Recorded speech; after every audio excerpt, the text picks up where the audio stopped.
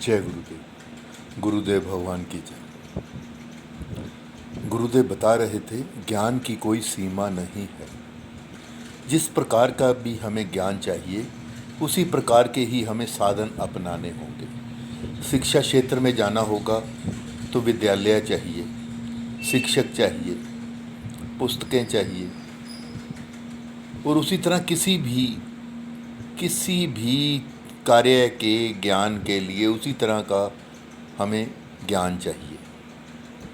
अब स्वयं को पहचानने की क्रिया चाहिए तो हमें जागे हुए महापुरुषों के पास जाना होगा। जागे हुए महापुरुष अब हमें लगता है कहाँ मिलेंगे। हमारी चाहें अगर हुई हम संसार में लौट आए, बार बार गर्भ धारण कर लिया, अनेकों बार हमें गर्भ धारण किया, बिना चाहों के किया। अनेकों बार हम मोहग्रस्त हुए, कामनाओं से ग्रस्त हुए, वासनाओं से पीड़ित हुए, संसार के बंधु बांधवों से पीड़ित हुए। ये बिना चाहों के हुआ।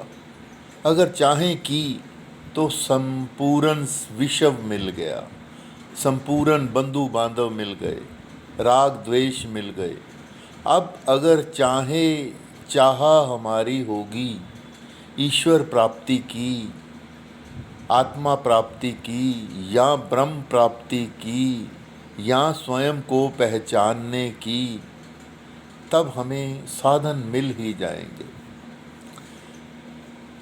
इसके करोड़ों उदाहरण शास्त्रों में भरे पड़े हैं। मैं अपने उदाहरण भी आपको अनेक बार सुना चुका हूँ। एक बच्चा माता की दवाई लेने के लिए वैद्य के पास जाता था। वो वैद्य जी दिखने में इतने सरल और साधारण थे, लगता था कि ये शुद्ध वैद्य ही हैं। वास्तव में वो ब्रह्मज्ञानी थे, ब्रह्मवेता थे। ये मन में आभासित होता था या भासित होता था। मन को लगता था नहीं, ये वैद्य जी नहीं है, ये कोई अलग है, ये साधारण नहीं है, असाधारण है। अब देखिए, हमारा भीतर जो मन के भीतर, हमारे भीतर जो ईश्वर विराजमान हैं, वो कोई भी हम अच्छा बुरा कार्य करते हैं हमें सावधान करते हैं।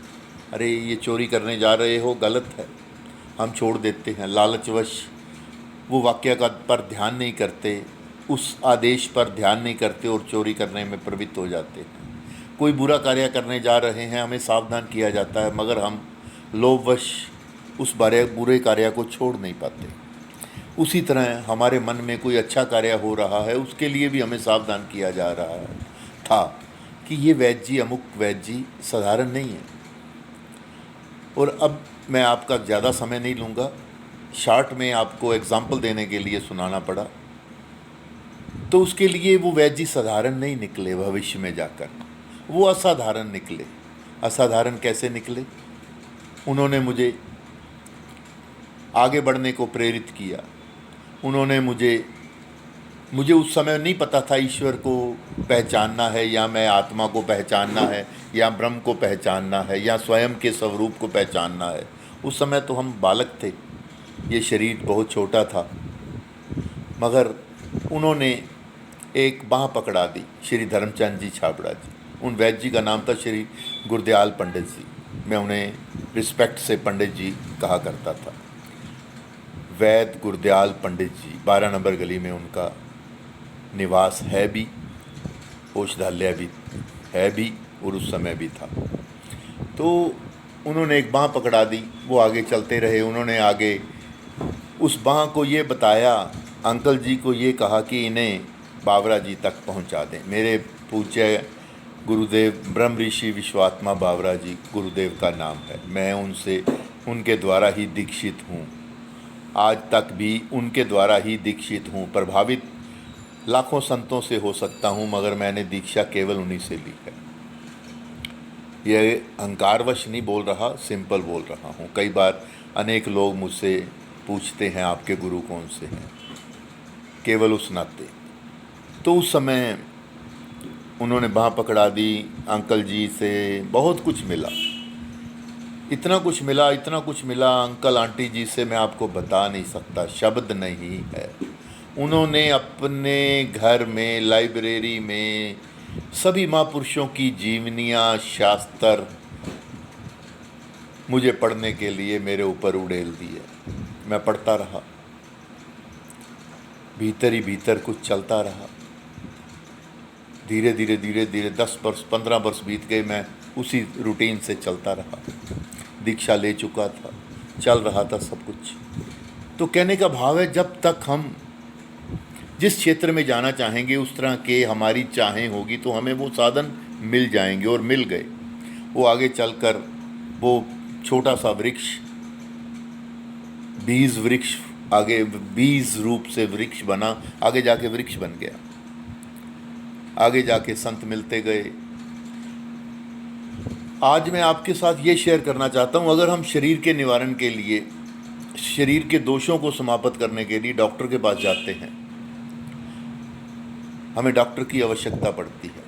उसी तरह अगर हम अपने शरीर के रोगों से बचना चाहते हैं तो हमें सावधान भी होना होगा। उसी कड़ी से मैं आपको समक्ष रख रहा हूँ। YouTube पर एक राजीव दीक्षित जी हैं, उनके आप विचार सुनिए, आप अवश्य ही दोषों से मुक्त हो जाएंगे। उसी कड़ी से अगला मैं आपको बता रहा हूँ, अगर आप स्वयं को पहचानना चाहते हैं, अगर आप ईश्वर को जानना चाहते हैं, अगर आप आत्मा ब्रह्म को जानना पहचानना चाहते हैं, तब आपको ज्ञान का सहारा लेना होगा, ज्ञान में जागना होगा। तो उसके लिए हम प्रमाण मांगते हैं। क्या होगा इससे, क्या होगा, ऐसा करने से क्या होगा? क्या हम वास्तव में जाग जाएंगे, पक्का जाग जाएंगे? तो क्या हो जाएगा? हमारे बहुत से प्रश्न, अनगिनत प्रश्न होते हैं जिनका हमें उत्तर नहीं मिल पाता। हम उत्तर चाहते हैं, अब उत्तर सामने वाला दे भी तो क्या दे, हमारे प्रश्न ही ऐसे नहीं होते कि हमें उत्तर कोई दे। तो उसी क्रम से हमें एक संत है, भारत के एक संत हुए हैं, अब तो उनका शरीर छूट गया, 91-92 में शरीर उनका छूट गया था। उनका नाम तो कुछ और था, मगर वो उन्होंने अपना नाम कहलवाया केवल संत पथिक कहलवाया।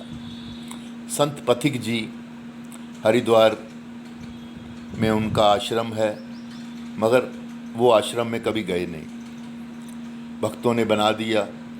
वो चलते रहे, ग्रामीण इलाके में ज़्यादा रहते थे, छोटे छोटे गांव में चलते रहे, महीना लगाया, प्रवचन किया, फिर आगे फिर आगे फिर आगे फिर आगे।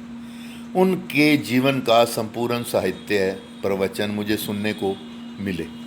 कोई मेरा भाग्य होगा, पूर्व जन्मों के शरीर की कोई चाह होगी, तो भाग्यवश मिल गए। तो मैं सुना तो चौंक गया, मुझे वो चीज़ें सुनने को कभी नहीं मिली थी।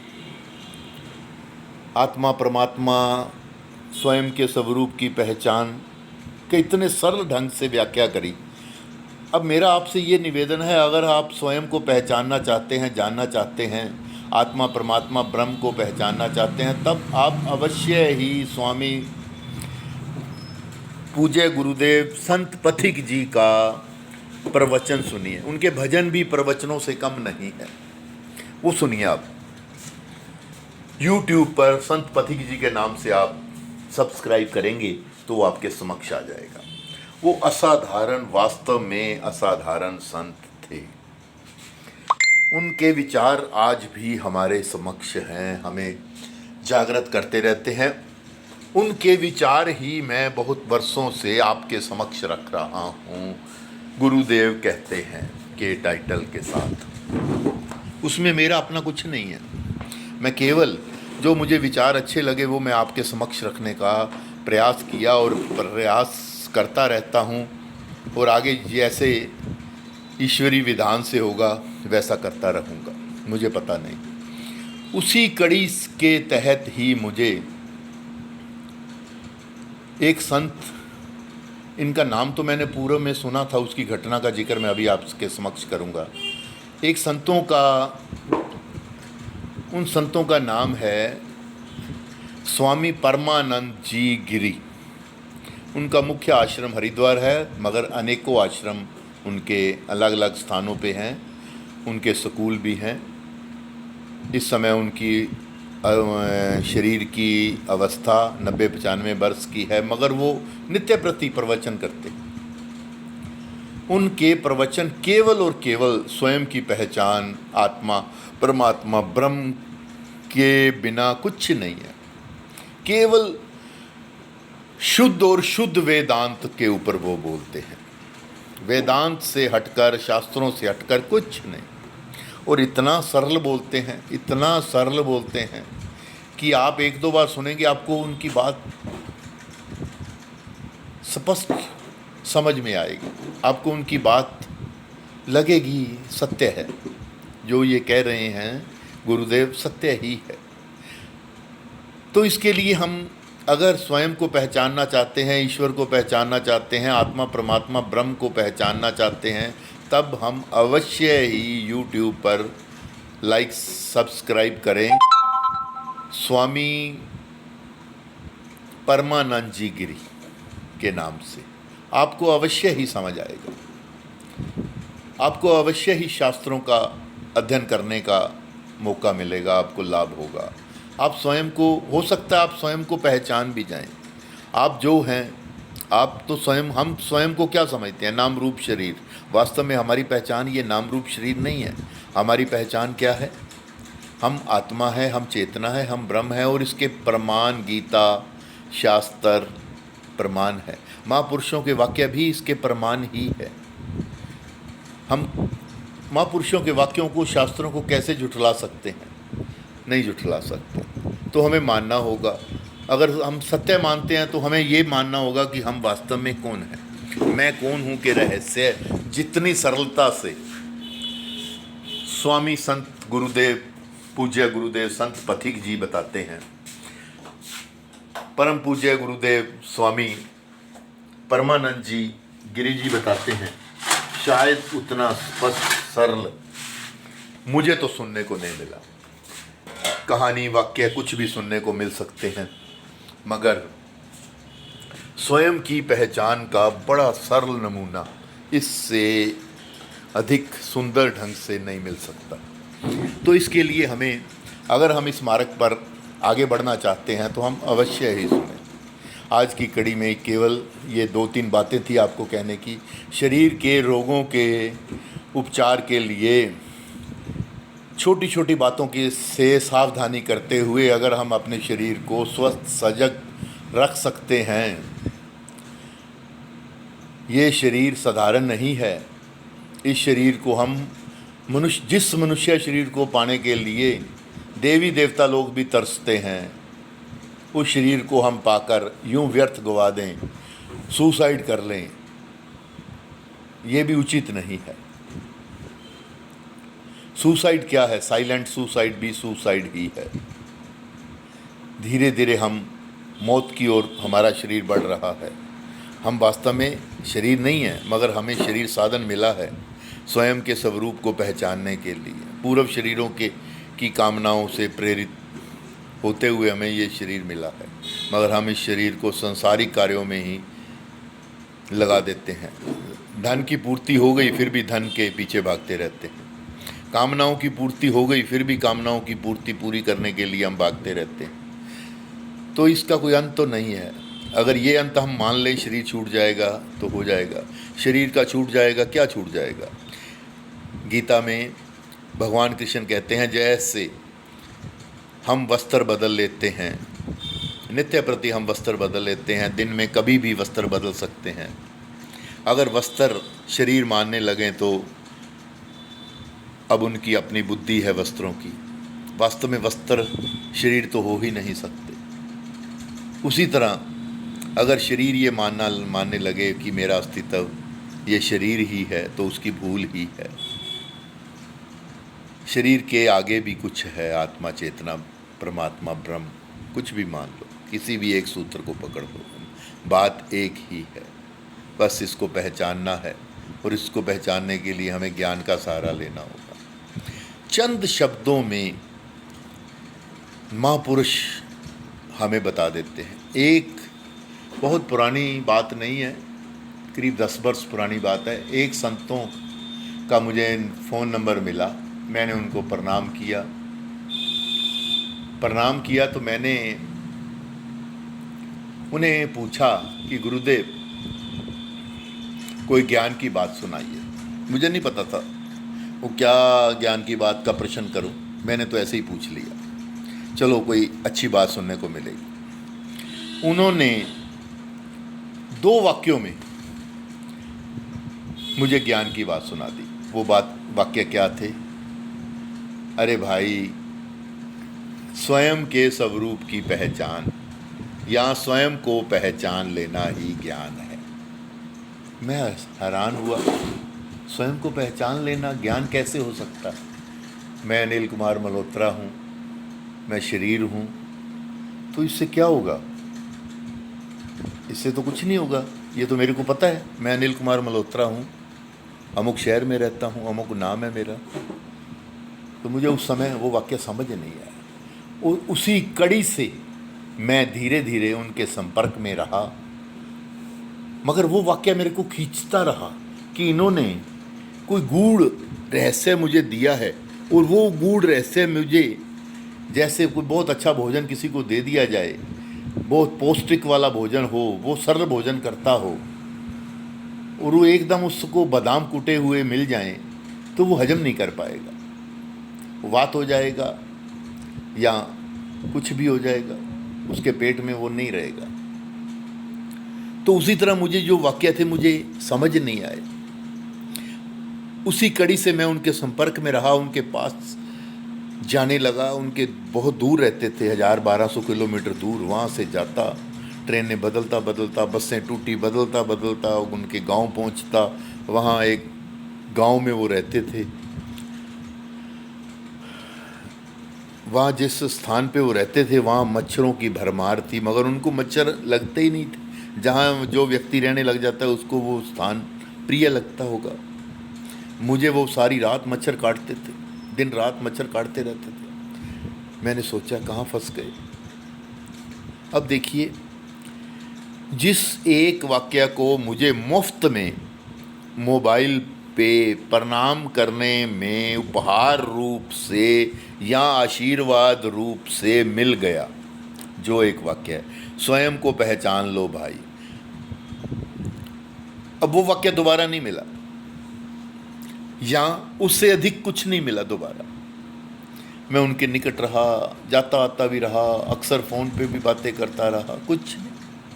ये हमारा आकर्षण ही है, हम और पाने की होड़ में भागते रहते हैं। संसार में मिल भी गया मगर काफ़ी नहीं लगता, और चाहिए, और इतना क्या होता है, इतने से क्या होता है, और चाहिए, और धन चाहिए, और संबंध चाहिए, और बंधु बांधव चाहिए, और इसी और में हमारा शरीर छूट जाता है, या सामने वाले प्रिय का शरीर छूट जाता है।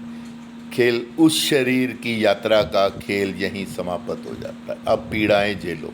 अपनों का शरीर छूट गया, अब वो उनकी स्मरण करके पीड़ाएं झेलो। एक बहुत वृद्ध माता को, 90 साल की माता होगी, उससे मैंने एक अटपटा प्रश्न पूछ लिया, माता जी, बाबूजी का शरीर छूट जाने के पश्चात क्या आपको उनकी याद आती है? उसके उत्तर में जो उन्हें कहा मैं आपको कहना नहीं चाहता। माता ने असीम पीड़ा दिखाई। माता की आंखों में, माता की शब्दों में इतनी पीड़ा थी, इतनी पीड़ा थी, मैं कांप गया। मैंने कहा अगर इतनी पीड़ा से ग्रस्त रहना है तो कोई लाभ नहीं है। तो उसी तरह धन की लालच, धन का लोभ समाप्त नहीं होता। जीवन भर धन के पीछे ही जीव भागता रहता है, कामनाओं के पीछे भागता रहता है, मगर उस तृप्त नहीं होता, अतृप्त ही रहता है।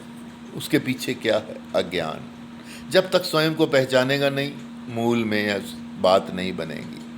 भागता रहेगा शरीर के पीछे, शरीर की यात्राएं करता रहेगा, गर्भ बदलता रहेगा, अज्ञान बना रहेगा, संसार में आना जाना भी इसी क्रम से चलता रहेगा। इससे बचने के लिए ज्ञान का सहारा लेना होगा, गुरु वाक्यों का सहारा लेना होगा, स्वयं को पहचानना होगा। तो बात तो कितनी भी लंबी की जाए, अब गुरुदेव ने तो मुझे एक छोटा से वाक्य में ही मेरे प्रश्न का उत्तर दे दिया था। अब मैंने आपको 15-20 मिनट आपके ले लिए, तो इसके लिए हमें सावधान रहना होगा। स्वयं को पहचानने की बात है, किसी साधन द्वारा पहचाना जाए, किन्हीं गुरुओं के प्रवचनों से पहचाना जाए, किन्हीं शास्त्रों द्वारा पहचाना जाए। महात्मा बुद्ध घर छोड़ने के पश्चात कितने वर्ष भागते रहे, एक संत दूसरे संत और आश्रम, कितने लोगों से मिलते रहे, भागते रहे भागते रहे भागते रहे। जब सहज हुए, स्वयं की खोज पूरी हो गई, स्वयं को पहचान लिया, लोगों के दुखों का निवारण करते हुए भागते रहे। अब देखिए, स्वयं के दुख का निवारण तभी हुआ जब स्वयं को पहचान लिया, स्वयं को नाम रूप शरीर से परे पाया, स्वयं को चेतनात्मा ब्रह्म पहचान लिया। उसके बाद उनके ज्ञान से जितने भी लोगों के दुख दूर किए, ज्ञान से राजाओं के राजा स्वयं पर नियंत्रित नहीं रख पाते थे, अत्याचार करते थे, उनको उनके प्रश्नों का उत्तर वो बड़ी अपनी तीव्र बुद्धि से दे देते थे, उनकी बातों का निवारण हो जाता था। आया जी, हाँ जी, धन्यवाद जी। उनकी बातों का निवारण, उनके शब्दों, राम राम जी, आजा आजो।